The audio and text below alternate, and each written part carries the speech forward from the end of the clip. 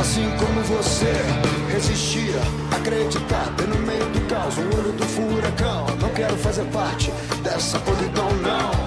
Também fui traído, enganado, iludido. A todo momento tentam me... É isso aí, senhoras e senhores, muito bem, muito bom. Sejam bem-vindos a mais um podcast Espaço Comunidade. Eu sou o Rodrigo Gonçalves e junto com a turminha aqui hoje vamos falar sobre um protesto que eu fiz. Olha só, eu fiz um protesto, gente. Eu consegui chamar a atenção da mídia. E eu convidei algumas pessoas para participar do podcast hoje e falar um pouquinho sobre mídia, sobre a comunidade, sobre a questão do trabalho, a importância de união e etc, etc. Eu vou apresentar hoje para vocês essa galera que está aqui junto comigo fazendo esse podcast. Eles vão falar um pouquinho quem é quem não é, para vocês poder assimilar a voz de cada bonitão que tá aqui, tá valendo? A primeira pessoa que eu vou chamar aí é o Marcelo Pimentel. Seja bem-vindo, Marcelo. Eu sou operário, trabalho em empresa, em fábrica aqui no Japão.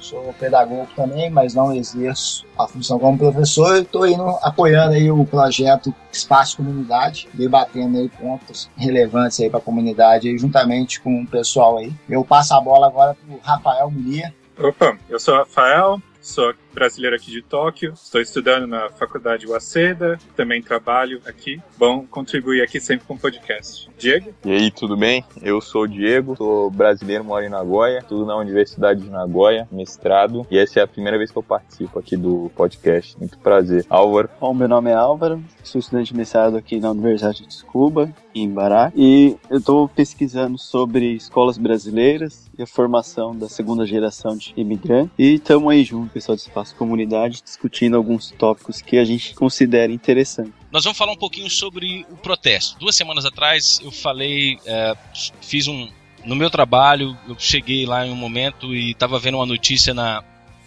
televisão japonesa falando sobre a questão de roubo, sobre a questão dos problemas do Brasil lá.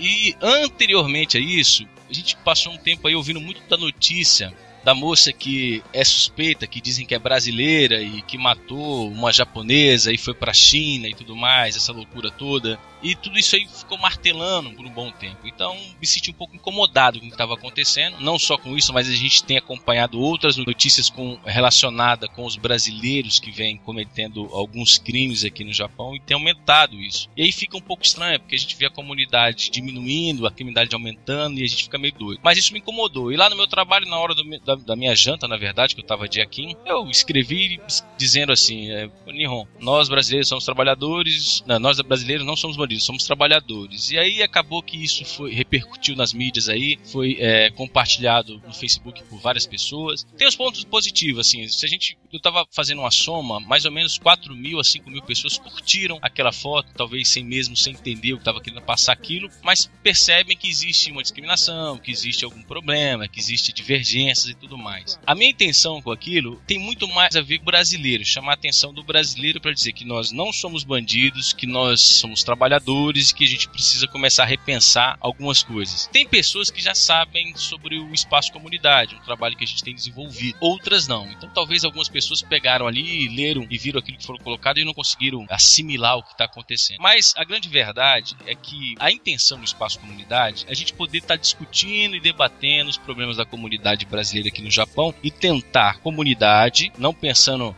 em governo, não pensando em nada, nós comunidades conversarmos, debatermos, discutirmos os problemas e procurar solução. E a partir daí apresentar. Essa é a intenção do Espaço Comunidade. Algumas pessoas não sabem, não têm conhecimento. Então a intenção desse podcast é isso, é fazer com que as pessoas entendam um pouco algumas coisas que elas de repente não conseguem compreender quando recebem uma notícia das mídias. Então hoje a gente vai estar falando um pouquinho sobre mídia, sobre essas notícias que são vinculadas, sobre a mão de obra estrangeira, sobre os planos do ministro Abe, sobre qualificação, e cada um vai estar dando a sua opinião aqui hoje. Eu queria começar a questão das mídias, sobre essas notícias que são vinculadas tanto na mídia japonesa quanto nas mídias brasileiras, na televisão, na internet, enfim. Queria a opinião de vocês quanto às mídias, né, tanto brasileira e japonesa, elas podem prejudicar, podem nos ajudar. Essas informações são confiáveis, são passadas, qual a intenção dessas notícias, até onde essas notícias podem prejudicar os brasileiros, não só os brasileiros, mas os estrangeiros no contexto geral. Quando são os prejudicados. O que podemos fazer? Então eu queria começar com o Marcelo. Marcelo, fala para a gente aí a sua opinião sobre essa questão da mídia. Olha, eu vejo dentro da comunidade brasileira a preocupação mesmo é a mídia brasileira, né? Essa mídia aí que a gente conhece, ela fica martelando muito em cima dos crimes cometidos, supostamente cometidos por brasileiros. Não é de hoje que a gente debate aqui essa questão da mídia. Até no último podcast, no penúltimo podcast aí, nós debatemos sobre essa questão. Tem muitas matérias que são vinculadas que de fato a gente não sabe se são matérias que a gente sabe, tanto já debatendo, tanto ouvindo já pessoas que assinam essas reportagens dizendo que o intuito é chamar a atenção, não é? Então a gente sabe que tem matérias que chamam a atenção mesmo, colocar assim, são compradas com mais facilidade pelo povo. E tem matérias que é suspeita, a gente não sabe se realmente aquilo aconteceu, não tem uma fonte, não tem quem assina, não tem um link. Só tem escrito que foi passado pela informação da agência tal, do jornal tal, mas não tem um link, não tem o autor da matéria, quem acompanhou a reportagem, não tem foto muitas vezes, mas o mais grave que eu vejo é disseminado aí dentro da comunidade, e que promove aí sempre aquela ladainha, que o brasileiro só veio para aprontar aqui, brasileiro só queima nosso filme. Aí começa a reprodução desses comentários desse tipo aí. Como que por causa desses poucos brasileiros, a imagem do restante do brasileiro está queimada aqui. Aí já atribui a questão do emprego, que nós estamos perdendo emprego, é por causa dessa minoria. Aí todas as coisas agradáveis que acontecem na comunidade, ela é colocada em cima dessa minoria e é generalizada ao mesmo tempo. É tratado que o brasileiro só faz errado, o brasileiro só faz coisa errada. E o que acontece? Aí as pessoas, elas não têm uma reflexão, acaba que não é feita uma reflexão assim, sensata a respeito da realidade. Se as portas de emprego estão fechando aqui para brasileiro, a meu ver, eu creio que vocês também vão concordar, não tem nada a ver com a criminalidade, com os números dos adolescentes que aumentou, que até uma preocupação do governo brasileiro. É simplesmente pela política, a própria política feita para empresário, favorecendo empresário. O próprio japonês, outra coisa que é sempre colocada aí na mídia brasileira, é a questão da mão de obra asiática como concorrente. Eu não vejo a mão de obra asiática como concorrente. Eu vejo, assim, o japonês hoje ele está assumindo postos de trabalho que antigamente eles não assumiam. Na época que nós chegamos aqui, no início da década de 90, meados da década de 90, o japonês não assumia, e hoje está assumindo.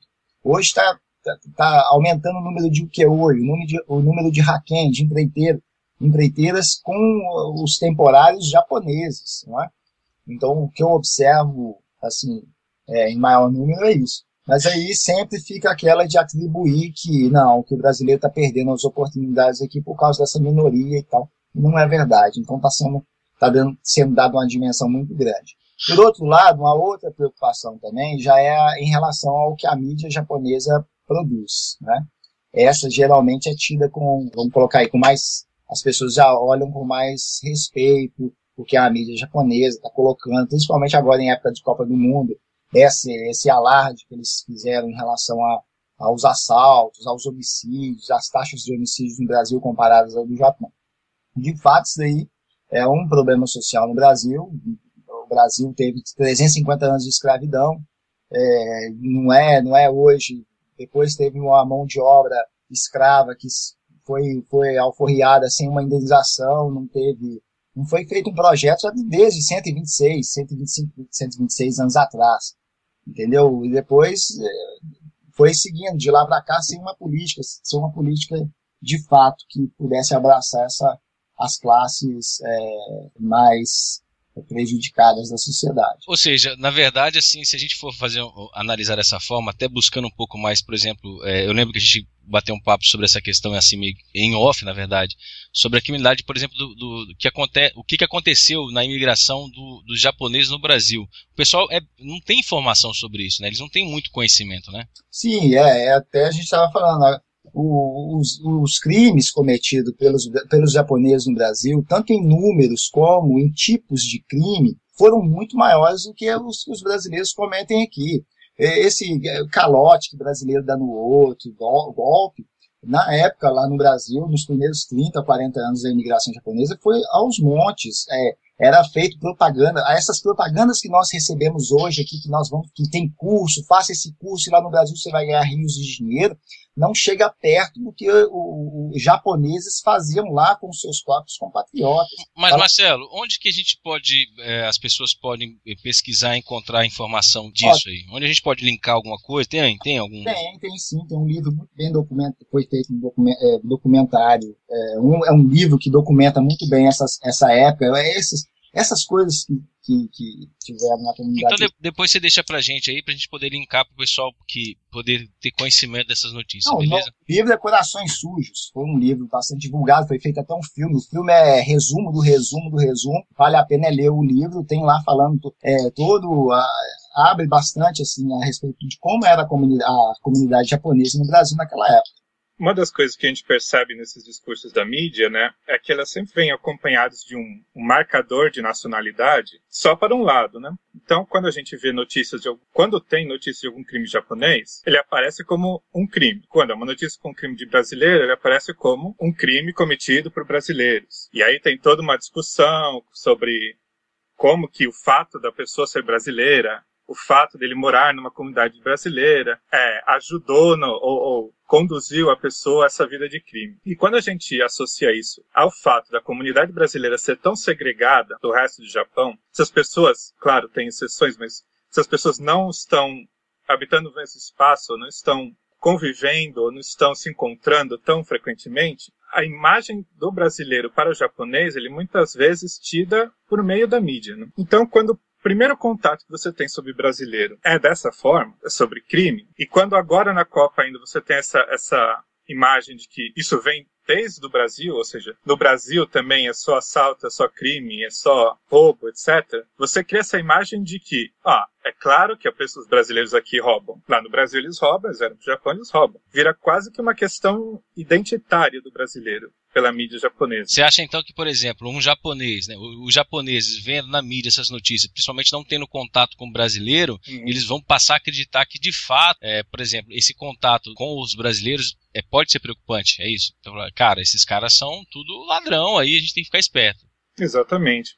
Bom, para você ter uma ideia, eu que estou aqui em Tóquio, estudo numa universidade que é a universidade que mais tem estudantes estrangeiros no Japão. Constantemente vem japoneses que quando falam comigo, falam, poxa, você é o primeiro estrangeiro que eu converso, o primeiro estrangeiro que eu estou vendo. Então esse contato com o estrangeiro no Japão, por todas as comunidades de estrangeiros serem muito segregadas, qualquer imagem que se passa, você não tem o outro lado. Você não cria aquela coisa assim, nós somos brasileiros, nós sabemos como os brasileiros são, convivemos no meio dos brasileiros. Quando a gente vê uma notícia dessa, a gente fala, bom, mas é claro que não é só brasileiro que faz isso. Mas é claro que ele não fez isso porque ele é brasileiro. Agora, no momento que você tem um japonês que não sabe como os brasileiros são, que tem essa imagem fantasiosa do brasileiro como um mistério, ou até como um perigo, entre aspas, toda notícia que você vê de brasileiro é crime, me parece até natural que você vai criar essa imagem, né? O que eu sei do Brasil? Aparece na notícia, né? Sempre tem algum crime. Brasileiro deve ser perigoso. Bom, a gente aqui está falando dos brasileiros porque é o tópico, mas a gente podia estender muito bem isso para coreanos, chineses, filipinos, etc. Que também devem sofrer preconceito, os mesmos tipos de problemas. Talvez não tão evidenciado na mídia, né? Talvez seja evidenciado na mídia, mas é que é interessante a gente pegar o caso da mídia brasileira, né? Entendi. Porque a mídia brasileira, ela está falando para a comunidade brasileira com os mesmos marcadores de nacionalidade. A própria mídia brasileira reproduz o discurso de um brasileiro fez isso, o brasileiro fez aquilo. Então a própria mídia brasileira, ela reforça essa segregação da própria comunidade. Não é à toa que a gente tem tanto brasileiro sendo contra brasileiro dentro da comunidade. Tanto o brasileiro que cria uma desculpa de que, poxa, mas os brasileiros não vão para frente do Japão, por quê? Porque brasileiro é folgado, porque brasileiro é ladrão, porque... Todos esses marcadores voltam dentro da própria comunidade. Talvez, e aí a gente não sabe porque a gente não fala coreano, chinês, não acompanha a mídia dessas outras comunidades, talvez essas comunidades não tenham a mesma prática. Por isso elas sejam mais unidas entre elas. Mas é importante a gente começar a refletir em cima disso, né? Como a mídia ajuda a gente a se desintegrar não só dos outros, mas entre si também, né? É um pouco assustador, né? A própria mídia, a gente pode falar assim, a mídia japonesa tudo bem, noticiar e fazer a leitura dela, mas a mídia brasileira é uma coisa estranha, né? Porque primeiro, assim, até só abrir um parênteses aqui, a gente não vê com opinião formada, né? Digamos assim, alguém que vem e fale, né? Que mostre a cara, olha, eu discordo, eu concordo. A gente está sempre vendo um repasse de notícia, né? Ó, notícia saiu, a gente repassa e acabou. Mas não tem aquela coisa da opinião do jornalista, da mídia em si, seja lá qual for. Porque a gente não tem muita opção aqui. A gente tem a IPC TV, a IPC digital, né, falando da mídia escrita, e a gente tem a alternativa, que eu acho que são as mais fortes. E falando vitrine, talvez. Que faz parte do grupo, né? Sim. Se a gente for analisar a vitrine, ela é mais vitrine mesmo, né? Enfim, não tem muito conteúdo nesse aspecto. Mas a alternativa já tem um pouco mais, já tem uma matéria, já levanta outras questões. Mas a gente sempre fica, assim, meio que perdido com o que eles estão passando. Então, eu concordo com o Rafael. A gente conversa muito, troca ideias sobre essas coisas. O que me chama a atenção, talvez, é que ultimamente eu percebi, por exemplo, alguns meios, eles passaram a utilizar outras nacionalidades quando eles vão divulgar crimes. Então, por exemplo, ultimamente eu tenho visto muito japonês, comete tal crime. Só que eles não entenderam. O que eu acho que eles não entenderam, primeiro, é importante você não usar esses marcadores de nacionalidades. Mas o que me deixa mais perplexo é quando eu vou ler os comentários. Quando é, por exemplo, brasileiro esfaqueia 3, é sempre assim, tinha que ser brasileiro. Quando é japonês rouba carro, o comentário já muda de tom. Até o Japão a gente encontra gente ruim. Então, enquanto no Brasil é uma característica generalizada do brasileiro, quando surge o japonês, por exemplo, nesses meios de comunicação é sempre um ponto fora da curva. O marcador de nacionalidade ele vai para o estrangeiro, não para o japonês. Então, você vê, e principalmente na nossa região, países da América do Sul, mas ultimamente eu acho que por eles terem esse contato com as críticas estarem chegando até eles começaram a usar japonês em algumas notícias. Não, pelo que eu ando observando, não tem uma regularidade. Às vezes eles usam o japonês, às vezes eles não usam, mas como eu disse, quando eles usam japonês, os comentários são completamente diferentes de quando é brasileiro. Então, o brasileiro é uma característica do brasileiro, como o Rafael disse. Então, você passa a ser uma característica que o brasileiro não pode escapar. Se você é brasileiro, você é delinquente, enquanto o japonês não. Se você é japonês, pode acontecer de ter um japonês que vai sair desses estereótipos que a gente tem sobre os próprios japoneses. Desculpa, a gente tem alguns exemplos. Recentemente foi pego uma quadrilha, com roubo de telefone. Isso, de iPhone. E é uma quadrilha, não é só brasileiro, só que enfatizaram muito o brasileiro, tanto na mídia, né? A mídia japonesa enfatizou muito o brasileiro, e tinha japonês no meio dessa quadrilha, mas não enfatizaram tanto o japonês. Quer dizer, isso já passa a ser algo meio estranho, não é? Sim, é porque eu tenho que achar. Faz um tempo eu li um trabalho que era sobre mídias em AI. Que o trabalho comparava, eu vou achar e vou te mandar o link.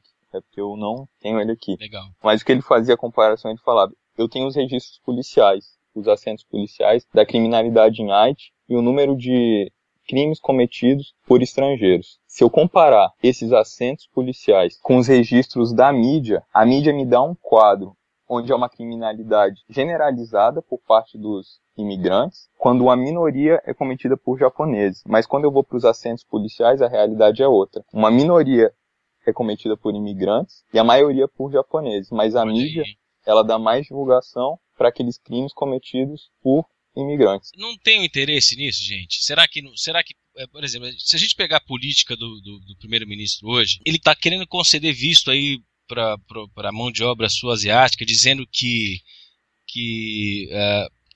precisa, isso é visível, a gente sabe disso, mas será que, eu queria chegar a um ponto seguinte, será que com essa manchar a imagem da mão de obra, de outras mãos de obra, não vai possibilitar ele, por exemplo, fazer com que as empresas, que o Japão em si, é melhor a gente despachar o brasileiro, sei lá, e vamos trazer outro pessoal para cá para a gente tentar. Será que não tem isso? Quando você cria esses estereótipos, você vê esse fenômeno na comunidade brasileira. As pessoas elas começam a exercer um controle sobre elas, né? Então, qualquer pessoa que ou reforça esse estereótipo, ela começa a sofrer Você desmancha essas redes de solidariedade dentro da comunidade, então a comunidade vai começar a apontar o dedo para quem está se aproximando daquele estereótipo, sem pensar por que aquilo acontece, qual é a situação de vida daquela pessoa, como ela está inserida na sociedade japonesa, qual que é o background dela que levou, por exemplo, ela a sair de casa, pegar uma arma e dar um tiro num policial. E dependendo da etnia, né? Tem caso do brasileiro que aconteceu isso, mas assim, outra etnia tem cometido outros tipos de crime e talvez não veja, né? Eu não acompanho muito, o que eu acompanho mais é a brasileira, né?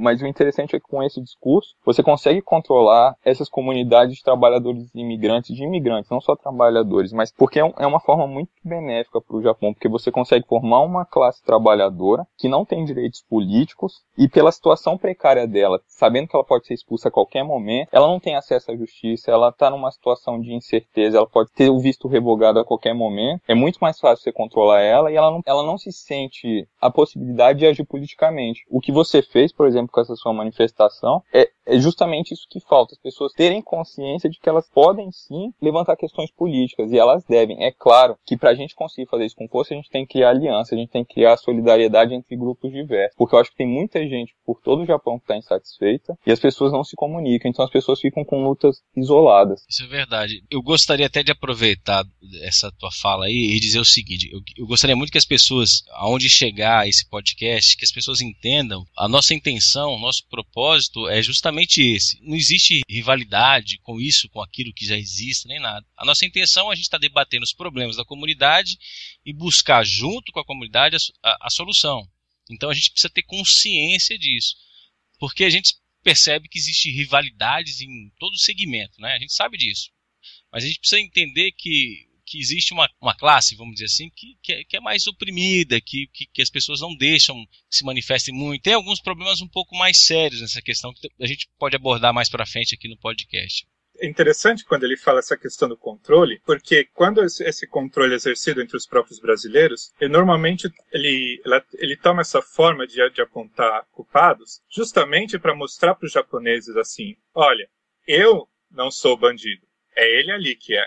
É o outro brasileiro que é o bandido. Isso ficou claro quando a gente começou a organizar, alguns anos, ano passado, um protesto em solidariedade aos protestos que estavam acontecendo no Brasil. A gente ouvia muitos comentários do tipo, vocês vão denegrir a imagem do brasileiro pro japonês, vocês vão passar a imagem de que brasileiro só faz protesto, só faz baderna. Então tem essa preocupação constante entre mostrar pro japonês, olha, quem são os baderneiros são eles, eu não sou. E eu acho que uma das coisas mais importantes que teve com esse protesto que você fez é virar essa questão e falar assim, brasileiros não são bandidos. Brasileiros estão aqui trabalhando. Não é assim, eu não sou, procurem entre os outros aí, eu tiro o meu da reta, entendeu? Uhum. Acho que essa questão é que a gente tem que ficar mais consciente. Mas você sabe um ponto que eu observo também, Rafael, que é o seguinte, a gente observa que as pessoas pegam, por exemplo, a mídia, ela noticia que um brasileiro cometeu um crime. Tá, tudo bem, cometeu, é verdade, tá lá, né? É um fato. Mas, quando a gente pega por números, se a gente for fazer uma observação, nós temos aí hoje, dentro dos últimos dados,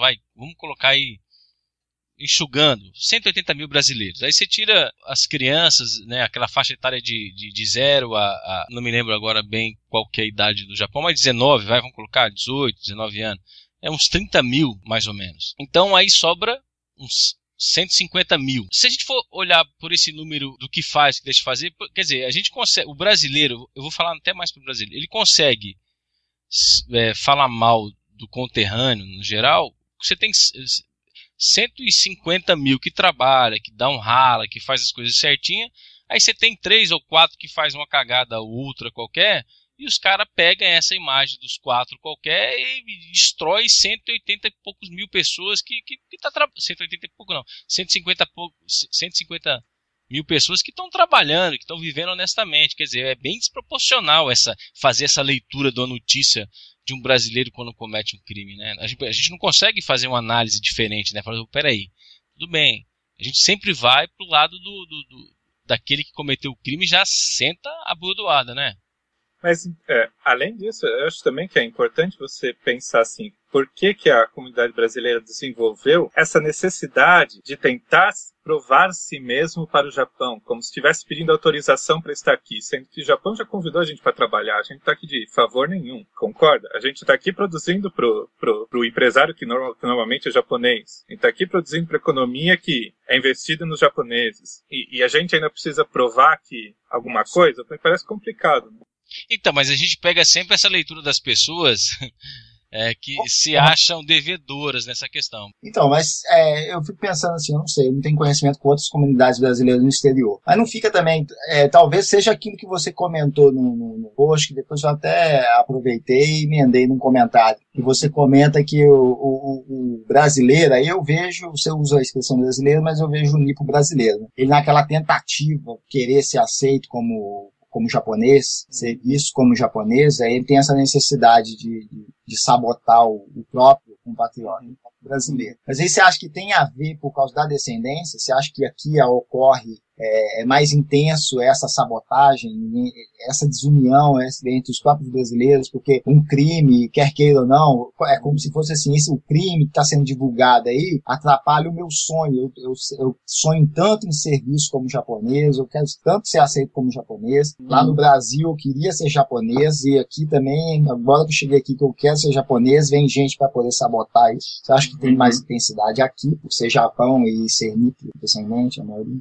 Pode ter uma intensidade se a gente pensar que a população que não é descendente japonesa não pode argumentar que é japonesa por um marcador étnico forte, né? O Japão construiu a sua identidade racialmente. Ou seja, se você tem cara de japonês, você pode ser japonês. Se você é negro ou se você é branco, você não pode ser japonês. Então não tem muito como, ainda que fosse uma intenção, que populações não Nikkeis tivessem alguma tentativa de se mostrar como sendo japonês. Não sei se dá para entender, mas tem esse fator. Agora, eu acho que a crítica de tentar ser aceito, ela vem de todos os lados possíveis, não só dos Nikkeis. Mas um caso que me chamou muita atenção ultimamente foi esse da enfermeira. Eu esqueci o nome das pessoas. Pela própria divulgação dele na mídia japonesa e na mídia brasileira no Japão. E uma coisa curiosa também, na mídia para a comunidade nipo-brasileira no Brasil. A pessoa que cometeu o crime, eu acho que ela nasceu no Brasil, mas veio logo em seguida pro Japão. Ela não fala português, ela não foi educada no Brasil. Ela cresceu a vida inteira no Japão. Ela tem a aparência de japonês, o estereótipo de japonês, mas nessa situação de criminalidade, o marcador que recai sobre ela foi a de brasileira. Diego, você fez uma observação muito boa. Esse é um ponto que a gente precisa entender. Por quê? Porque tem muitos brasileiros que nascem no Japão, mas não têm essa condição de ser japonês. São brasileiros. Nasceram aqui, estão vivendo aqui, crescem aqui, são educados aqui. Tem muitos que vão para a escola japonesa. O caso dessa moça, por exemplo, caso que a gente pode até fazer essa comparação. Ela foi educada em escola japonesa, viveu, eu não sei dizer porque a gente tem pouca informação sobre a vida dela no geral. Só a única coisa que estão enfatizando é que ela é brasileira. Mas ninguém enfatizou, por exemplo, que ela estudou em escola japonesa, o tipo de problema que ela sofreu. Ninguém fez uma observação nesse sentido. O que mais me chamou a atenção é que ela está aqui há 24 anos, e há 24 anos ela tem problemas com a permanência dela no país. E ninguém problematizou isso. Mas onde você conseguiu essa informação, Diego? Eu li, eu acho que... Eu tive uma aula uma semana atrás, eu tive que fazer uma apresentação sobre o caso e eu andei lendo em alguns lugares. Eu até achei o único lugar que eu achei que criticava essa abordagem foi um jornal para a comunidade nipo-brasileira no Brasil. Seria legal você depois passar pra gente o link. Foi amplamente divulgado que ela estava ilegal, né? E isso tinha sido já divulgado. Porque se uma pessoa está 24 anos no Japão e ela está ilegal, e isso é um problema que não é... Não, eu não tô falando que o problema é ela tá ilegal. O problema é que ela não teve possibilidade de legalizar a situação dela. Que situação é essa? Que uma pessoa vive 24 anos num país à margem de direito político e social. Porque se ela tá ilegal, ela não tem acesso a esses direitos. E aí fica algumas coisas estranhas. Porque ela estudou em escola japonesa, teve essa formação dela no meio japonês. A gente tem muito pouca informação. O que me deixa, assim, sem entender, que eu fico até mesmo por parte da mídia brasileira, que poderia buscar um pouco mais de informação e trazer informações pra gente um pouco mais consistente, de família, de origem, de fato, quanto tempo tá aqui. A gente não vê isso por parte da mídia brasileira. Aí a gente vê a mídia brasileira repassando a notícia que é vinculada nas mídias japonesas. Na verdade, a gente não tem algo que nos aponte uma verdade. A gente tem uma reprodução de notícia. E se a gente for pegar a notícia da mídia japonesa, vai ser difícil. Digamos, porque assim, até onde se sabe, ela é suspeita, não é verdade? Sim, ela é suspeita. Mas já estão sentenciando, estão dizendo que ela e aconteceu. Tudo indica que ela é. A gente não pode, pelo menos nessa questão de duvidar do trabalho da polícia no Japão, porque eles fazem mesmo. de verdade eles conseguem apurar bem os fatos. Então tudo indica que de fato seja ela, mas tudo bem. Mas tem uma chinesa envolvida, a gente não vê muito essa especulação sobre a chinesa. Quer dizer, tudo isso aí, às vezes fica um negócio meio esquisito. A gente, vocês estão querendo queimar o Brasil mesmo, querendo falar do brasileiro dizendo que é isso e aquilo. É importante que a comunidade pense um pouco sobre essa questão. Você recebeu uma notícia? Tá, legal, mas vamos pensar um pouco. Será que isso é verdade? Onde eu consigo informação verdadeira? Acho que é isso que é uma coisa que a gente poderia passar. Eu até vou pedir pro Álvaro tentar amarrar isso aí pra gente, dentro do que ele ouviu, e trazer um caminho pra gente. Eu não sei se consigo apontar um caminho, mas talvez vários caminhos. E, enfim, eu vou tentar amarrar um pouco as pontas e comentar sobre os pontos que eu achei mais interessantes. Primeiro que o Rodrigo, ele abriu o podcast comentando sobre o protesto simbólico Não Somos Bandidos. As pessoas têm que entender que esse protesto ele nasce de um contexto muito específico, em que a gente já vinha discutindo a questão de como a imagem, de como a mídia brasileira explora e produz um estereótipo negativo, reforça um estereótipo negativo do próprio brasileiro. E também a notícia que foi divulgada, saiu até no UOL, essa notícia, sobre um programa japonês que mostra como se defender no Brasil sobre gente que for roubar carteira, e aí você usa duas carteiras, põe um pouco de dinheiro em uma e a outra você protege, enfim. Essa notícia foi pela TV Fuji, que enfatizou isso, e teve um programa de 20 minutos explicando e falando sobre essa questão. Tem várias formas, eu acho, de você transmitir esse tipo de medida de segurança, sabe? E eu acho, na minha humilde opinião, que eles foram infelizes da forma como eles abordaram esse problema. Ficou claro pra mim, se eu pudesse resumir esse podcast, eu faria da seguinte forma. Aqui a gente tentou fazer um questionamento de como a mídia brasileira transmite a notícia, que ela o faz sem que se tenha nenhuma análise crítica, certo? Do conteúdo que é transmitido. Como o Rodrigo, como quase todo mundo falou, você só tem uma reprodução do que já é dito. Sem análise crítica, você não forma opinião, ou você mantém o status quo, você mantém o senso comum sobre a coisa toda. E o que é o senso comum da coisa toda? É essa imagem extremamente negativa do brasileiro, que, como o Rafael falou, você não só desintegra, pulveriza os próprios brasileiros, mas você também desintegra qualquer relação de solidariedade entre as comunidades brasileiras e a sociedade japonesa. Então a gente está se dividindo internamente e externamente. Como que a gente vai conseguir uma unidade política dessa forma? Jamais, jamais.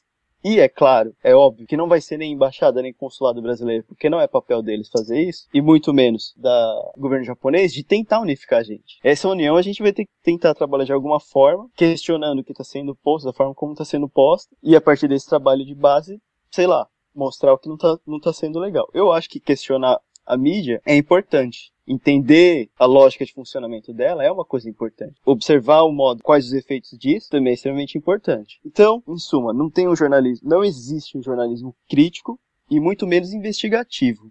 E quando eu falo jornalismo investigativo, não é investigativo do tipo da Atena da vida. Não, porque ele também só fala groselha. É investigativo no sentido, por exemplo, do caso da enfermeira que o Diego citou, ou no caso do Seikatsu Sogo, que foi abordado pela Ana Shuda, ou no caso da população carcerária de 407 brasileiros aqui no Japão, entende? Por que tais fenômenos acontecem? Ninguém, em nenhum momento, nenhum jornalista, se é que são profissionais mesmo de comunicação, e aqui eu não estou querendo desonrar ninguém, mas é só a minha opinião, cadê esses profissionais de comunicação que tem um certo tipo de poder na mão, que pode trabalhar em cima dessas notícias, porque você não está falando de assassinos, de estupradores, você está falando de seres humanos também. Desculpa te interromper aqui, mas até você está colocando um ponto importante. Quando você fala da mídia, vamos falar da mídia brasileira, da reprodução das notícias. Será que de fato eles são mesmo importantes? Será que eles têm bagagem para isso? Será que as pessoas, eu não desmerecendo ninguém, inclusive eu até quero aproveitar aqui, agradecer o Takeo Itakura, que é um cara que ele coloca as coisas da forma que ele recebe. Eu posso falar isso porque quando eu passei para ele algumas informações do que era o espaço comunidade, algumas notícias que aconteceram, ele foi lá e reproduziu o que realmente ele ouviu. Ele não acrescentou, não tirou, não fez moda. Então, se a gente pegar uma IPC, né, as pessoas às vezes se assustam com isso, da gente falar nomes, pessoas, olha, cuidado, não.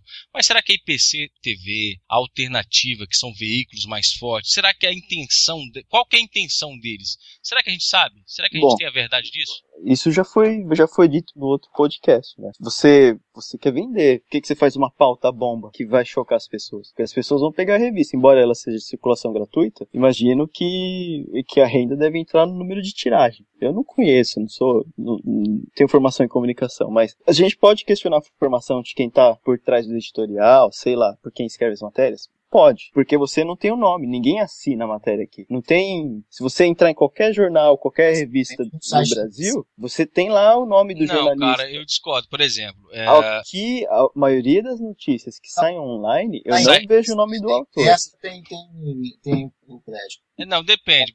Eu vou falar pela. Quando é blogueiro, no caso do Takeo, ele coloca o nome, ele dá a cara, tá? Então, mas, por exemplo, o Antonin, que é um cara, ele fez uma matéria, ele falou, ele tem o nome dele, ele expõe o que ele conversou, e que é interessante, ele faz um contraponto, ele não traz um cara só falando aquilo que pensa. Sim. Ele foi um cara que trouxe e botou a cara dele lá. Ué. Bom, então, me desculpa porque eu nunca... Não, mas esse ponto, sem caso, assim. eu e o Alves já tinha discutido, de fato, na IPC tem uma carência enorme. A IPC, ao que a gente percebe, ela só reproduz, ela não traz uma formação de opinião, ela não expõe aquilo que ela pensa, que ela acha, do jornalismo em si, a gente não vê ninguém deles falando assim, olha, a gente pensa assim, a gente acredita nisso. Mas por quê? Aí se a gente for... Bom, aí já... acho que dá outro podcast essa conversa. Mas, voltando ao que você falou, eu acho que quem tá por trás disso tem a mínima noção do que tá fazendo. Pelo menos uma pequena noção do que tá fazendo, entendeu? A forma como a coisa está sendo feita, que acho que é o que a gente vem questionando. Álvaro, eu queria entender só uma coisa. Eu queria que vocês falassem pra mim assim, de fato, a mídia não tem intenção de ajudar a comunidade ou tem? Eu quero saber de vocês, a opinião de vocês nessa questão. A mídia tá contra ou a favor? Não sei se dá pra você colocar assim, preto no branco, entendeu? Porque tem algumas pessoas, você vê que às vezes sai uma matéria interessante, que, tá tentando fazer uma coisa diferente. Eu percebi que o próprio Takeo, ele tem adotado uma postura um pouco diferente. Mas... E ele faz parte dessa mídia. O Álvaro, ele é blogueiro, ele é jornalista. Ele não tem essa opinião assim em cima da revista em si. Ele tem o espaço dele, mas falando da revista em si, não tem. Então, Rodrigo, mas tem outros também que costumam ter um enfoque assim para contribuir com a comunidade. Né? Teve a própria Lídia Ratana, ela tem uma coluna na Nativa. O Ângelo Ish também está sempre escrevendo alguma coisa assim relacionada a dar um alerta. Então, o que tem mais assim que eu vejo é IPC mesmo e a própria Brasileiros do Japão, que não é a mídia mesmo convencional, uma fanpage. Né? Eu acho que esses são os pontos mais assim centrais do que vocês argumentaram. Né? Forma como a mídia transmite a imagem e que aí ela acaba fortalecendo esse estereótipo negativo sobre o brasileiro, que promove desintegração ao invés de solidariedade, que não questiona o que está sendo veiculado pela mídia japonesa, não questiona sobre casos de assassinato, enfim. Imagino que eles entendam que a função deles é apenas informar um fato. E eu acho que seria importante também, não só informar, mas você ter uma análise desse fato, se investigar as saídas que estão por trás desse fato. Enfim, comentando brevemente sobre as falas, o Marcelo sugeriu 2 livros sobre história de brasileiros, de japoneses que emigraram para o Brasil, e ele listou Corações Sujos. É um livro interessante, mas eu vou sugerir 2 livros que trariam coisas aí para completar. Um é o do Rogério Dezen, que acho que chama Matizes do Amarelo, eu preciso confirmar, mas eu posso postar na página depois. E o outro é o Perigo Amarelo, da Márcia Yumi Takeu, que são... A Márcia, infelizmente, falecida, mas ela foi pesquisadora da USP, e o Rogério Dezen é professor da Universidade de Osaka, um curso de português.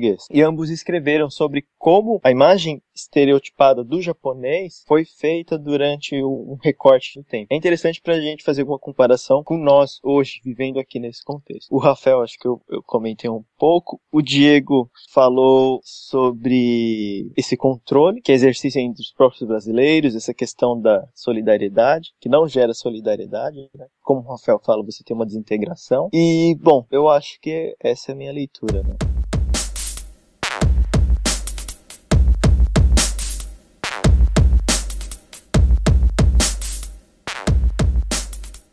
Tá, então vamos passar por um outro lado aqui que eu quero que vocês... o que fazer nessa questão? Por exemplo, a reação da comunidade com as notícias sobre os brasileiros, né?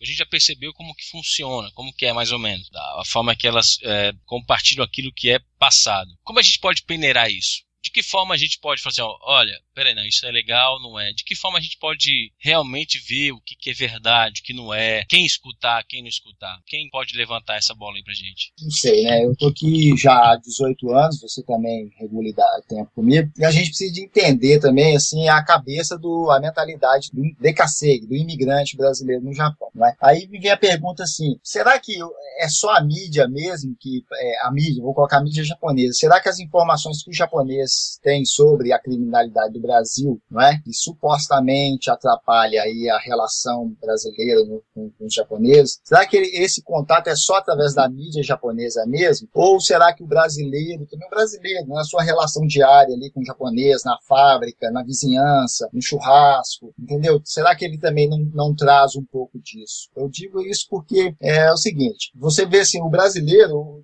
ele sente assim, na obrigação, eu vou colocar assim, como decassegue, né? O que veio pro Japão e para voltar pro Brasil e tal. Ele se sente naquela obrigação de voltar pro Brasil e ter ali um êxito na sua vinda pro Japão, né? De comprar casa, carro, e aí vai, né? Voltar, bancar churrascada, levar o que tiver de melhor daqui do Japão pro Brasil e tal. A gente vê que muitos não conseguiram ainda, ou se conseguiram, não deu certo, tiveram que retornar pro Japão muitas vezes a contragosto, mais uma vez e tal. E será que esse discurso do Brasil é violento? Eu fico pensando assim, até que ponto que...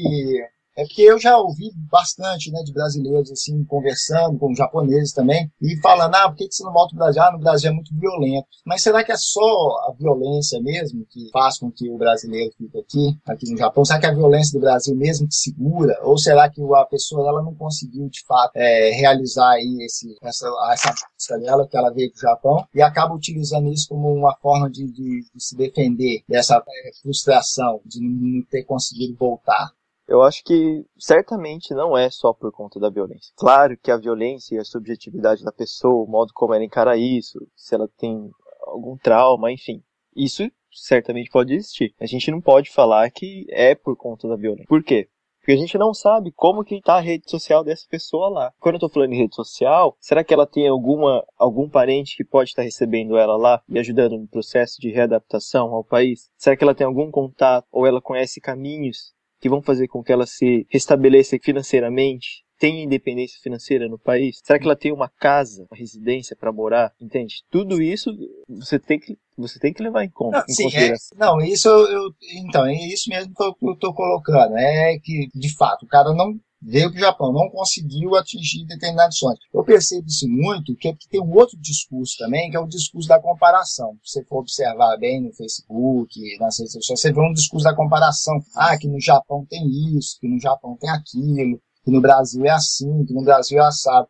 Ou seja, é uma forma de mostrar vou colocar assim, mostrar pro meu tio, mostrar pra minha tia, mostrar pro meu amigo, mostrar pro meu parente que, eu tô me dando bem aqui, eu tô num país aqui e tal. E a gente sabe que é aquilo que o Rodrigo sempre bate, sabe que não tá mil maravilhas, assim, principalmente na questão do emprego, entendeu? De segurança, de garantias, as garantias trabalhistas e tal. Mas as pessoas, elas querem mostrar que sim, que estão aqui, que estão no bom e no melhor, então aqui é outro nível e tal. Essa semana eu até fiz uma brincadeira nesse sentido, assim, né? E daí eu tava analisando a partir disso, né? Aí eu tive alguns contatos em inbox de parente sobre isso e tal, e eu tive, não é isso que eu quis dizer e tal, as pessoas achavam que eu tava tirando onda, fazendo uma comparação e tal. E aí eu fico pensando que até que ponto que pode estar ocorrendo isso. Então, das pessoas, elas mesmo começarem a reproduzir para os japoneses esse discurso, que no Brasil é violento mesmo, eu não volto para lá por causa da violência. É o Ichibando eu não voltar para lá.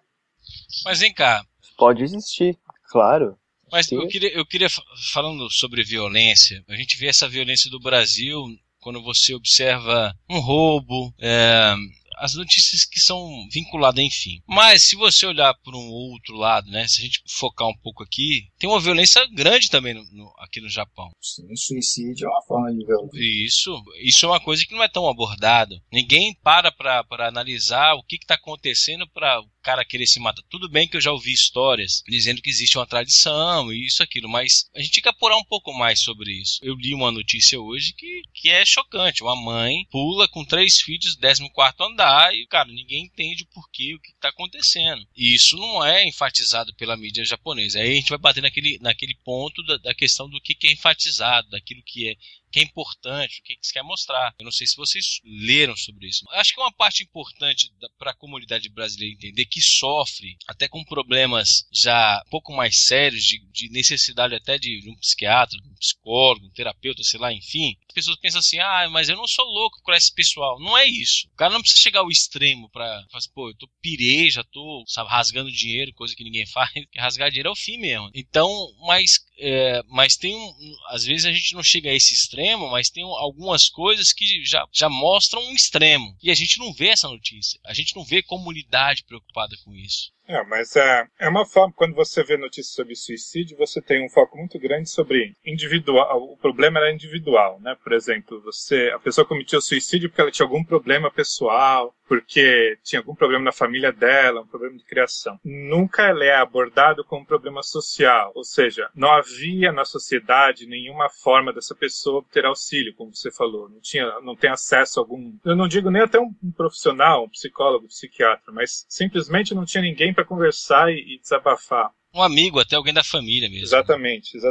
Disso vem muitas coisas. Por exemplo, você tem uma pressão muito forte para não admitir que você está com problemas, que você está fraco, né? Principalmente pessoal que está num serviço onde você tem que fazer horas extras a todo momento, e se você tem algum problema, você perde hora extra, você perde dinheiro, você tenta esconder ao máximo que você tem qualquer tipo de problema, porque você tem que estar lá, mostrando que você está trabalhando igual aos outros, e esses problemas vão aumentando. Isso não é um problema só do Japão, isso é um problema que a pesquisa que psicólogos e psiquiatras fazem do local de trabalho, ele sempre mostrou que a razão por trás de muitos suicídios, ele vem exatamente dessa pressão do trabalho, essa pressão social que não admite que ninguém possa ter problema, todo mundo precisa ser um sobre-humano, um super-homem, né? E eu acho que mas mais importante do que isso ainda para mim é o fato de que isso sempre é trazido para o individual. Quando você vai para o individual, aí você tem isso que você falou, Rodrigo. A pessoa fala assim, não, mas se eu for procurar auxílio é porque eu sou louco, porque eu sou fraco, porque eu sou frouxo, alguma coisa assim. Bom, você volta no que o Diego falou, você tem esse controle de volta, né? Você mesmo é o seu próprio inimigo, você mesmo está se sabotando. Para mim, a grande importância de você tratar desses problemas é você tratar esses problemas como, olha, isso aqui é um problema de suicídio no Japão que acontece com uma boa porcentagem da população. Não pode ser que nasceu no Japão, viveu no Japão, você pega o vírus do suicídio, concorda? Deve ter alguma coisa de errado do jeito que a sociedade está sendo formada que leva a esse problema. Dentro do que a gente consegue observar, a gente pensa assim. Só que assim, nem tudo é levado. A gente vai pegar aquela questão de falando de mídia e tudo mais, aí a gente vai ver os caras enfatizando que o brasileiro é isso, que o fulano é isso, que aconteceu. Mas ninguém vê na mídia japonesa enfatizando essa questão. Rodrigo, recente eu vi a mídia trazendo os números no jornal na hora do almoço, trazendo os números sobre o suicídio, discutindo essa questão aí dos números de suicídio. Mas o que eles falam? Não tem nenhum mês. Mas o que eles falam? Não, fazendo comparação dos números, tal, parece que está reduzindo, entendeu? Nos 4 últimos anos tem reduzido, mas mesmo assim é bem alto, né? Comparado até mesmo ao Brasil. Eu não lembro quem tinha chegado a comentar comigo, se foi o Álvaro ou o Diego, ou Wagner, que uma das razões pelo qual o número de suicídios tinha baixado era que parou de ser contabilizado no seguro de vida. Porque muitas pessoas cometiam suicídios. Por quê? Porque estava endividado. E se você comete suicídio, você recebe seguro de vida para a família. E aí a família, com seguro de vida, conseguia pagar uma série de dívidas. E como as seguradoras, elas cortaram, passaram a dizer, olha, se você comete suicídio, cancela o seu seguro de vida, nós não vamos pagar. Um bom número de pessoas tinha parado. Como é que a gente pode agir com isso aí? De que forma que a gente pode peneirar? Qual que é a reação que a comunidade, sobre essas notícias, ela pode peneirar? Isso é bom, isso não é, aonde que eu vou buscar informação, isso é viável, não é? Porque eu acho que tem uma deficiência para isso. Que algumas coisas são notificadas e coisa e tal, a gente abraça que, fulano falou, é isso aí, O caminho é a gente escrever texto, sabe? Pegar alguma o Japan Times, que é uma fonte boa de informação, que eu, sei lá, acho que os meninos também. Por quê? Baseado no que você acha que é uma fonte? Porque você pode ver o caso das chinesas que eu postei essa semana no grupo de trabalhadores. Ele falando de como, do lado negro do sistema de trabalho japonês periférico, que é justamente que os brasileiros habitam. Quais são os desdobramentos desse visto de trainee? Que no papel ele parece uma coisa boa, você contratar estagiários de outros países para virem para o Japão, para aprender o serviço, aprender a técnica e depois você produzir a técnica no país dele. Mas na verdade isso não acontece. Se a gente pudesse falar assim para os brasileiros, o que eles podem fazer nessa questão? Né? Porque a gente tá vendo aí que tá uma abertura por parte do governo aí para uma mão de obra entrar com valor. Fala-se muito sobre, parece que foi aprovada essa questão das empregadas, trazer um povo para substituir, para poder as mulheres japonesas vir a trabalhar. Na verdade, é porque aquela situação é engraçado, porque agora o Brasil está discutindo a lei de terceirização, né? No Brasil, a terceirização, tecnicamente, ela deveria ser proibida pela Constituição. Mas terceirização é quando você contrata uma outra empresa que vai fornecer a mão de obra para que faça atividades dentro da sua empresa. Por exemplo, uma escola contrata uma empresa de limpeza para limpar a escola. Mas pela legislação brasileira, uma escola não pode contratar um professor, porque educação é atividade fim da escola, então é atividade fim que depende do professor, não pode ser terceirizado. Mas agora estão querendo expandir isso, né? E eu não conheço muito bem o sistema do Japão, mas o que me parece que acontece é que a terceirização generalizada aqui, né? Que é o que estão tentando implementar no Brasil agora. Eu trabalho no sistema terceirizado. Pergunta que eu quero fazer é o seguinte, a gente sabe que o salário da mulher é baixo, que a média é 900, vamos dizer assim. Pensei que era um lance da mulher executiva, aquela coisa, um outro patamar. Aí você fala, tudo bem, né? Paga-se. Mas o que se dá a entender não é isso, né? Aquela mulher que está em casa e que ela precisa voltar a trabalhar para suprir a necessidade do mercado de trabalho, aí contrata-se. Mas a mulher, acho que não só japonesa, brasileira no geral, o salário é pouco. Quanto que vai ser um salário de alguém que vai se submeter a isso, cara? Esse é o problema, porque, assim, o que eu tava falando é, o estrangeiro, ele é usado como uma mercadoria no Japão. Ele é uma mão de obra barata que possibilita maximização de lucro. Então, primeiro que o Japão não está disposto a discutir gênero de forma séria. O que eles olham aqui, as mulheres do Japão são um fator de produção subutilizado. Se a gente conseguir tirar elas dentro de casa para trabalhar, independentemente da gente discutir quais são as condições salariais, quais são as hierarquias dentro do espaço de trabalho, quais são as faltas de estruturas públicas para que a estrutura familiar mude, então homens e mulheres integrem as funções que são tidas exclusivamente como maternas e passem a dividir isso igualmente. Eles não querem promover essa discussão. Então o que eles querem é tirar a mulher, que também é vista como uma mercadoria de dentro de casa, para ir trabalhar nos espaços que eles estão precisando de mão de obra. E o que você faz? Você traz uma outra mão de obra que vai ser feminina, porque tem uma questão de gênero aí. Até as notícias que eu li, elas sempre mencionam mulheres, que é a mesma questão dos auxiliares de enfermagem, que vem das Filipinas, sobretudo. Você vai tirar, é a mesma coisa, um paralelo. O Brasil fez a mesma coisa quando ele queria liberar a mão de obra das mulheres brancas classe média. O que a gente fez? Em vez de a gente trazer estrangeiros, a gente pegou mulheres negras. E as mulheres negras passaram a ser trabalhadoras domésticas no Brasil, dentro daquelas condições que todo mundo sabe quais são. Sem jornada de trabalho, sem direito trabalhista, sem direito à hora extra. É o que aparentemente vai acontecer aqui, né? Porque é o que o Rodrigo está levantando. Como que você vai manter com o salário que a mulher costuma ganhar aqui? E eu acho que vai ser... Primeiro, eu não sei se isso vai ter uma aceitação por parte da sociedade japonesa, mas caso tenha, você vai reproduzir aqui, você vai permitir uma liberação, entre aspas, dessas mulheres japonesas para que elas entrem no mercado de trabalho, mas o que eu acho que vai acontecer é que elas vão passar a ter uma jornada dupla, elas vão trabalhar fora de casa e continuar trabalhando dentro de casa sem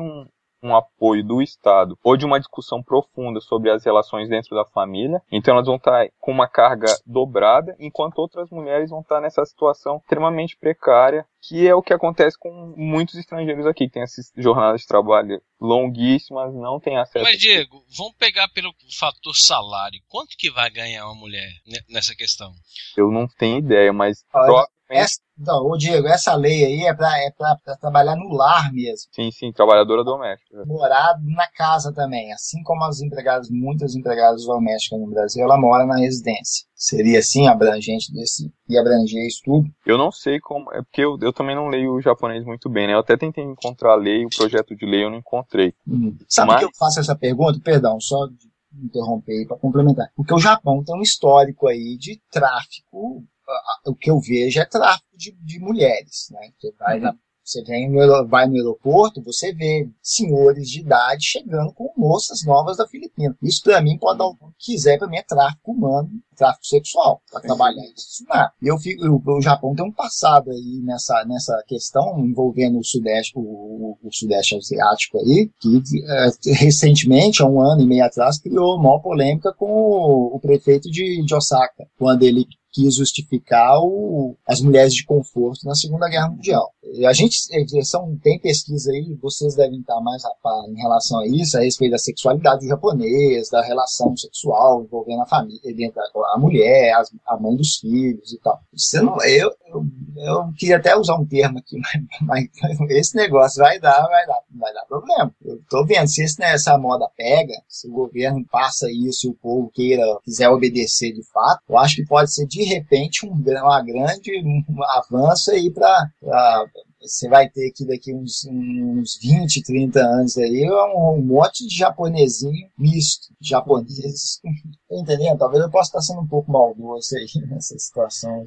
Só, eu gostaria de adicionar um ponto que o Diego falou, que eu concordo, é que você percebe bem, você quer liberar a mão de obra das donas de casa, tá, mas você vê que o papel da própria mulher japonesa na sociedade japonesa, você vê que essa coisa de você cuidar de casa e tal, de servir o marido, de acompanhar a educação das escolas, tanto que você vê tanto em desenho animado quanto em novela, que quando tem problema com o filho, o pai chega e fala, por que você não educa o seu filho direito? Você tem uma divisão muito clara de papéis. Pode não acontecer com todos os lares. Claro, você pode ter pai que cuida dos filhos sozinho, ou casais que dividem as responsabilidades. Mas enfim, o Japão, ele não está querendo discutir esse papel social da mulher japonesa. Ele está querendo simplesmente transferir esse tipo de trabalho simbólico dentro de casa para um estrangeiro, para um imigrante fazer. E aí você tem duas coisas. Primeiro, você não questiona a hierarquia ou como a estrutura social está dada para a mulher japonesa e você tem claramente qual que é o espaço que está sendo dado para o imigrante,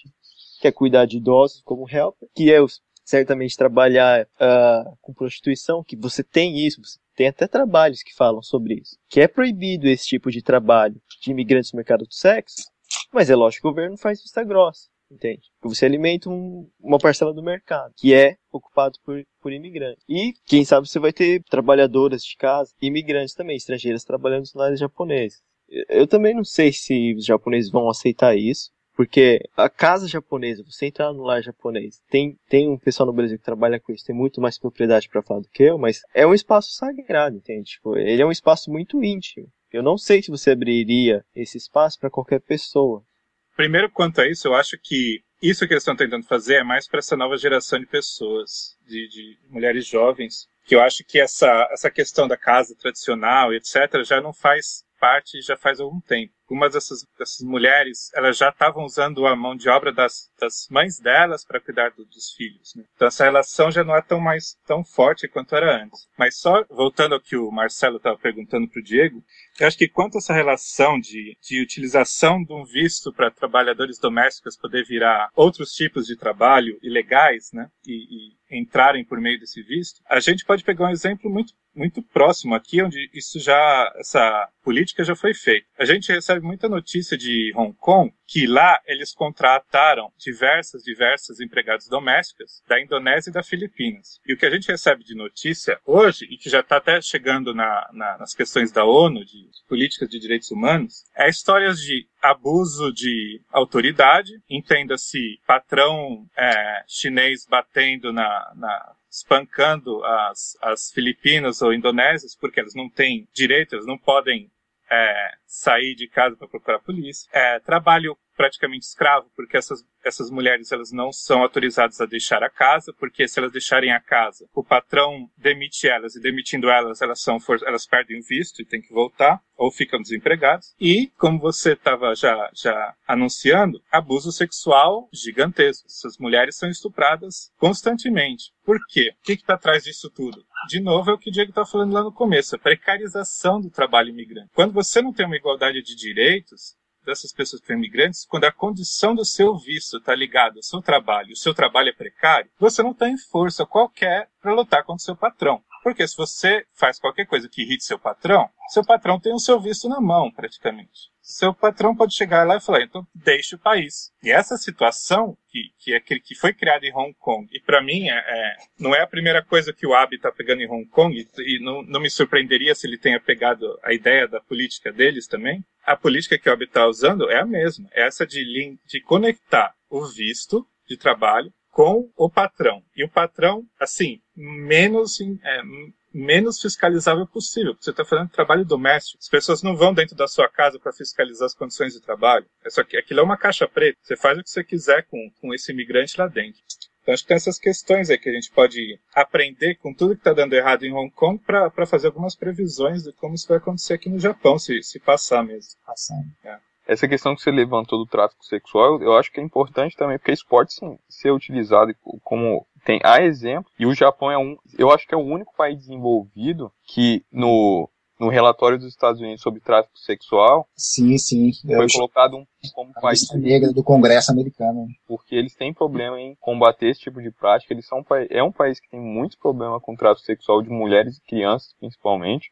E eles não fazem muito para proteger essas pessoas que são identificadas aqui como vítimas de tráfico e para coibir essas práticas aqui dentro. Então talvez você está abrindo mais uma porta para que isso se intensifique. Então, mas eu coloquei assim, o que eu entendi quando o Rafael disse aí, é mais no sentido assim, do empresário X, ele aproveitar essa brecha aí para abastecer o estabelecimento dele de asiáticas, de mulheres, ele vai utilizar desse artifício aí, desse visto, né, desse tipo de visto. Mas eu quis colocar, não nesse sentido, eu quis colocar na própria residência mesmo, entendeu? Se passar essa lei, essa questão do pai de família, com sua esposa, os filhos, terem na casa uma pessoa estrangeira e acontecer esses abusos assim, nas residências.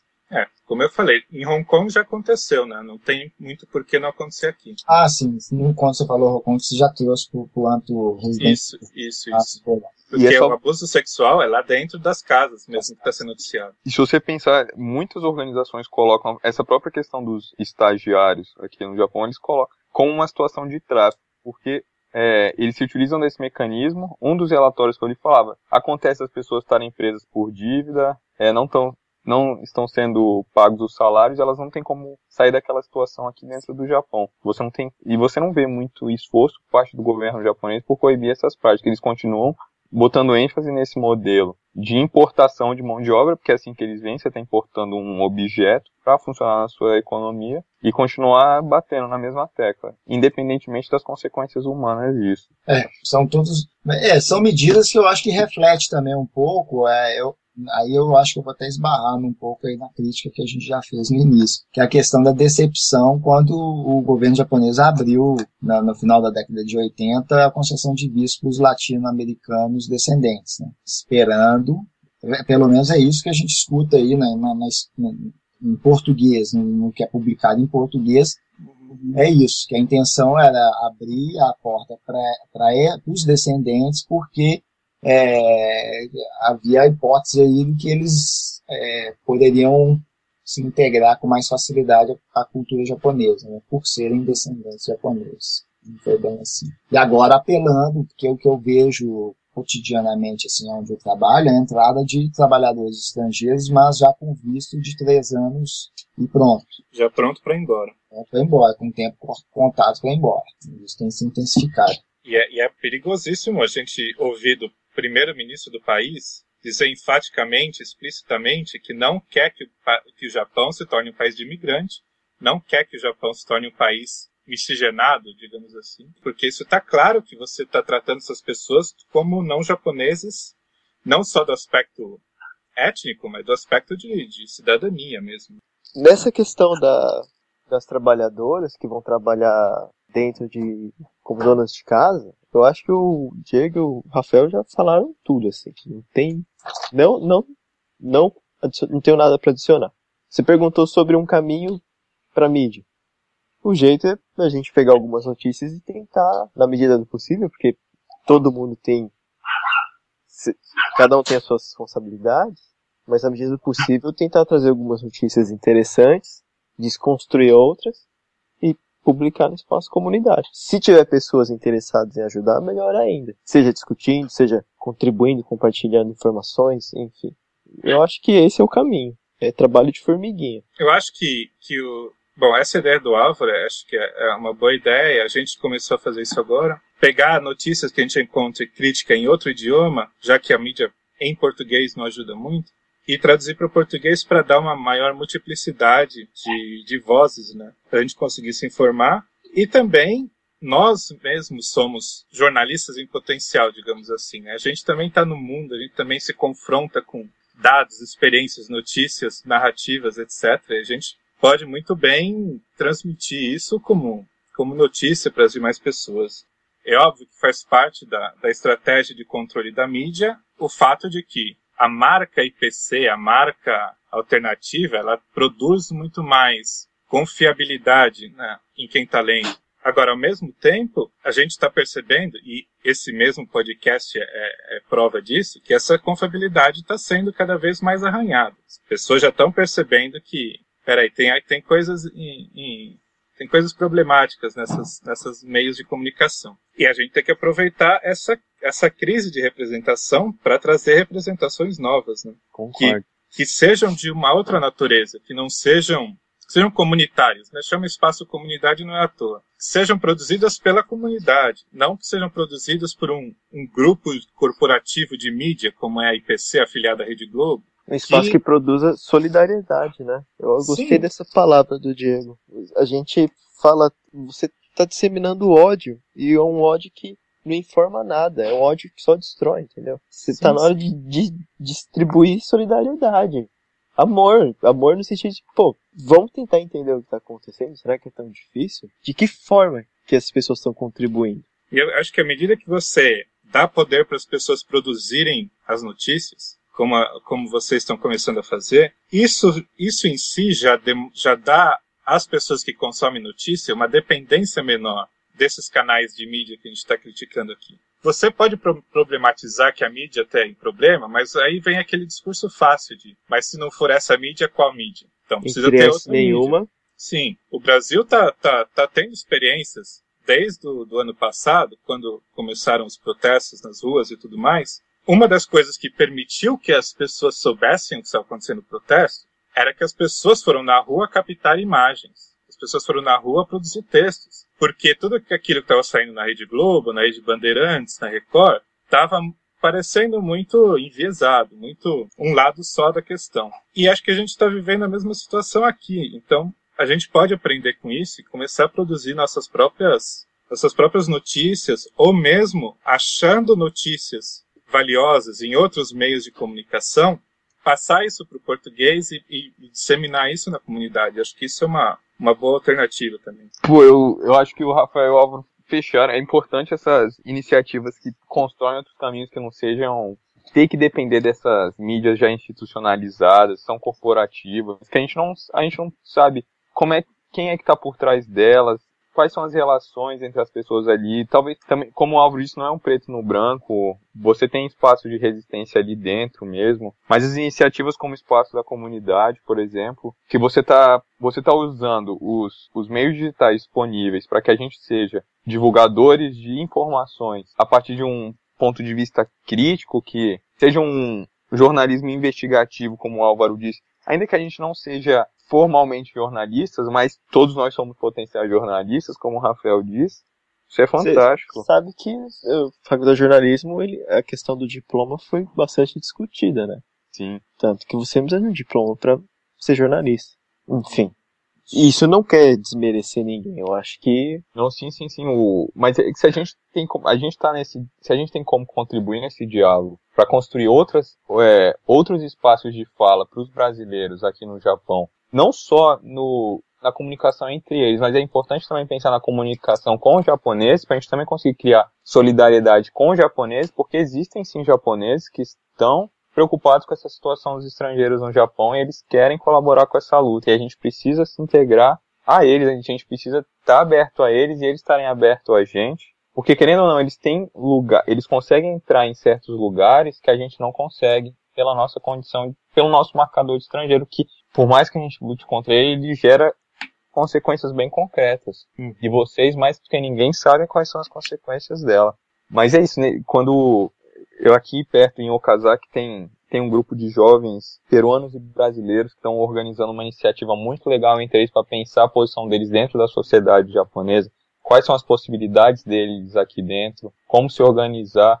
Foi uma coisa que eu fiquei sabendo, eu fiquei muito feliz, porque são duas comunidades distintas que estão se unindo para agir politicamente, para pensar novas formas de se posicionar, não aceitar a cartilha de que o estrangeiro pertence a essa posição social, mas que não, a gente tem como avançar aqui dentro. Tem outro ponto aí que também é importante, que quando a primeira matéria que saiu com você, vou enfatizar assim no podcast que você estava fazendo uma crítica em relação aí ao empresariado japonês, né? Toda essa situação aí que a gente discutiu, até mesmo dos vistos de imigrante aí para empregado doméstico, ela tem a ver aí com o mundo corporativo, com os empresários, né? Então aqui você tem o governo, você tem as prefeituras locais que fazem um trabalho, a meu ver, muito bacana de informação, de correspondência, né, daquele suporte que eles dão, de avisam, alertam, te telefonam, entram em contato e tal.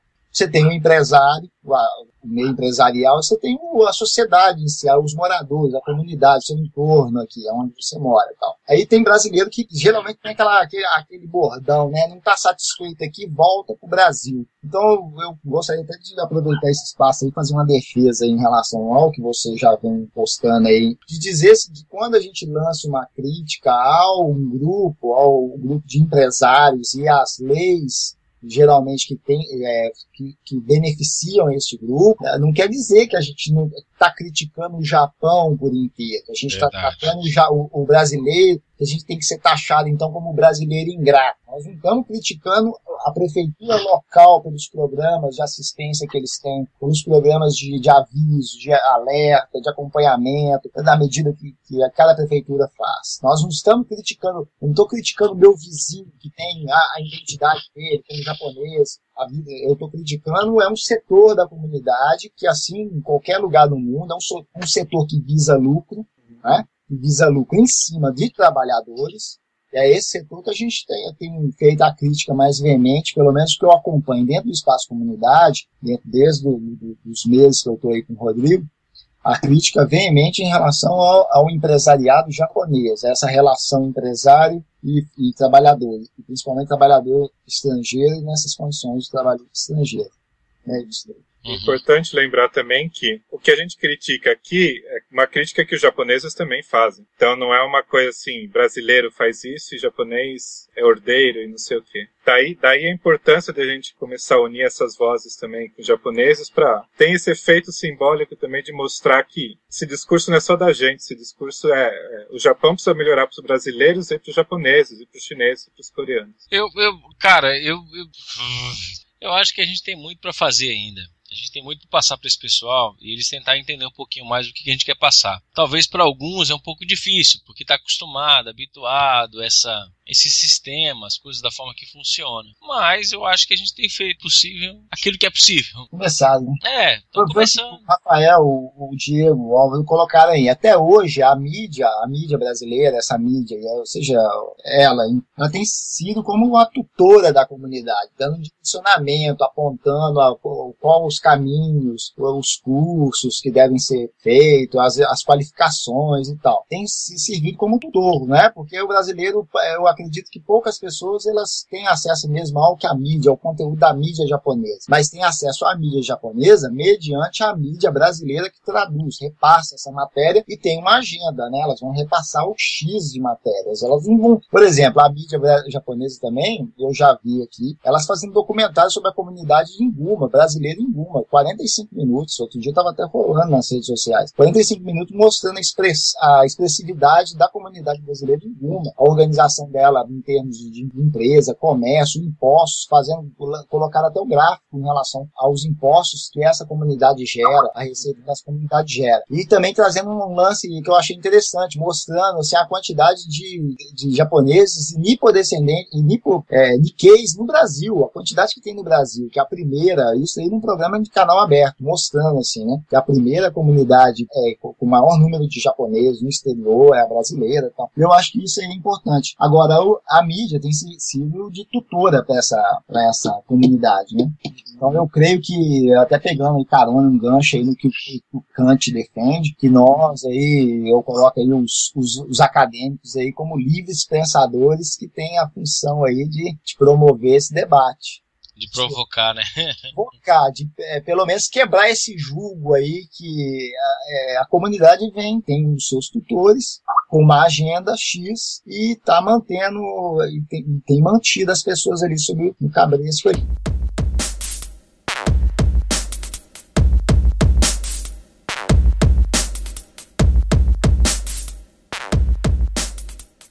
Para finalizar, eu quero agradecer a participação de todo mundo aí. Valeu. Vamos tentar, dentro do que é possível, a gente passar o que é possível, né? Porque a gente encontra dificuldades para algumas coisas, mas vamos caminhar, cara. Vamos tentar fazer, vamos tentar mostrar um caminho diferente e fazer com que as pessoas possam entender que querem uma melhoria. E é o que tá valendo. Valeu, gente? Pô, eu tenho só uma coisa pra falar que eu vi que você postou esses dias sobre o Conselho de Cidadãos, da liderança pertencer ao cônsul, né? Você tá falando da questão lá de Zurique, que o pessoal... Legal, mas eu acho que é legal pensar em alguma coisa para discutir esse espaço mesmo, porque se você for pensar o dia da semana que ele é realizado, quem frequenta esse espaço, você vê que não é bem um espaço representativo da comunidade, né? A gente fala sobre isso, né, cara, mas os caras não querem ouvir a gente. Então é bom... Então, será que...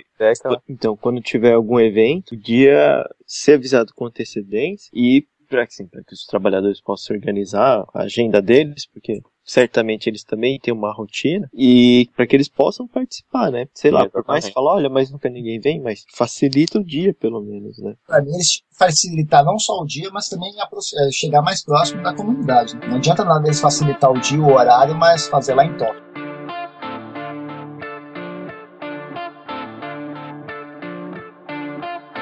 É isso aí, senhoras e senhores, muito bem, muito bom. Chegamos ao final de mais um podcast. Espero que vocês tenham gostado e aguardo os comentários de vocês na fanpage do Espaço Comunidade. Se alguém quiser sugerir algum tema, relatar alguma história, pode enviar um e-mail para nós em espaçocomunidade@hotmail.com. Peço também que vocês possam compartilhar a fanpage do Espaço Comunidade com seus amigos e pedir para que eles possam curtir. Assim, vamos conseguir fazer com que mais pessoas participem dos temas, dos podcasts, daquilo que tem sido compartilhado na fanpage do Espaço Comunidade. Um abraço para você e até o próximo podcast. Valeu!